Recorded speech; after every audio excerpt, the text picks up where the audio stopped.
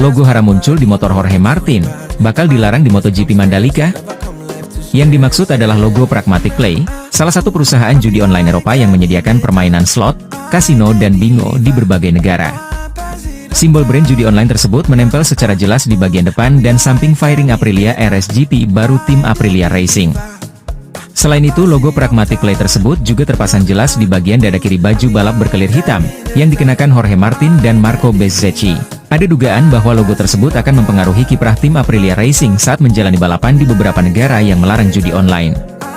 Gimana menurut kalian guys?